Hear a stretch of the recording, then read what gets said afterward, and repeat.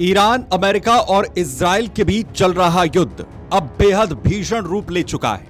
Middle east के कई देशों में हालात तेजी से बिगड़ रहे हैं। ईरान ने उन इलाकों को भी निशाना बनाया जहां अमेरिकी सैन्य अड्डे मौजूद हैं। बहरीन, कुवैत और सऊदी अरब जैसे देशों में मौजूद अमेरिकी बेसिस पर हमलों की खबरों ने पूरे क्षेत्र में हालात और ज्यादा बिगाड़ दिए हैं। इसी बीच एक बड़ा सवाल है कि क्या इन हालात में अब पाकिस्तान की एंट्री भी इस युद्ध में होने जा रही है। दरअसल सऊदी अरब पर हुए हमलों के बाद पाकिस्तान की तरफ से चेतावनी दी गई है कि उसका सऊदी अरब के साथ रक्षा समझौता है। दरअसल अमेरिका और इजराइल ने ईरान के न्यूक्लियर साइट्स के साथ साथ मिसाइल बेसिस और कई सैन्य ठिकानों पर बड़े हमले किए।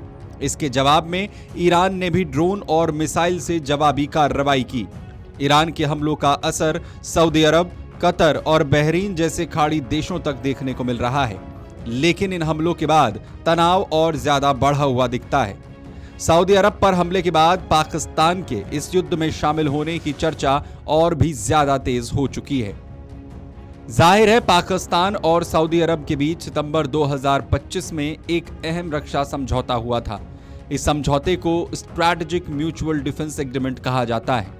इस एग्रीमेंट के मुताबिक अगर किसी एक देश पर हमला होता है तो दोनों देश मिलकर उसका जवाब देने के लिए सहयोग करेंगे, यानी जरूरत पड़ने पर संयुक्त रूप से रणनीति बनाकर कार्रवाई की जा सकती है। पाकिस्तान और सऊदी अरब के रिश्ते लंबे समय से मजबूत रहे हैं। पाकिस्तान ने कई बार सऊदी सेना को ट्रेनिंग दी है और दोनों देशों ने संयुक्त सैन्य अभ्यास भी किए हैं। इसी वजह से कुछ एक्सपर्ट्स का कहना है कि अगर सऊदी अरब पर बड़ा हमला हुआ तो पाकिस्तान किसी न किसी रूप में उसका समर्थन कर सकता है। लेकिन सवाल है कि ईरान हमले को लेकर सवाल उठाने वाला पाकिस्तान क्या ईरान पर हमला करेगा।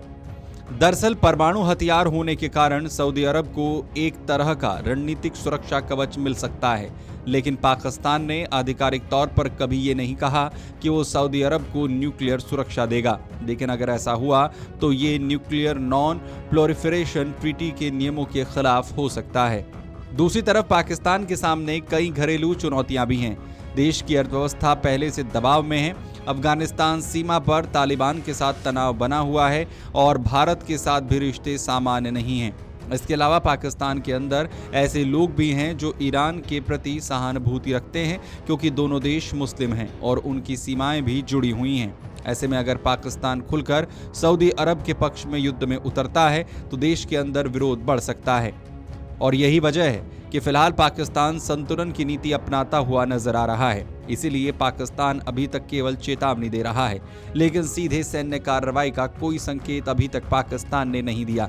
मिडिल ईस्ट का ये संकट बेहद गंभीर हो चुका है और अगर ये संघर्ष और बढ़ता है तो इसका असर पूरे मिडिल ईस्ट पर पड़ सकता है।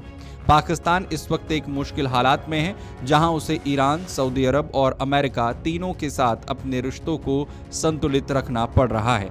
Video desk, Amar Ujala. अगर आप ये वीडियो YouTube पर देख रहे हैं तो हमारे चैनल को सब्सक्राइब कर बेल आइकन दबाएं और Facebook पर देख रहे हैं तो हमारे पेज को लाइक करें।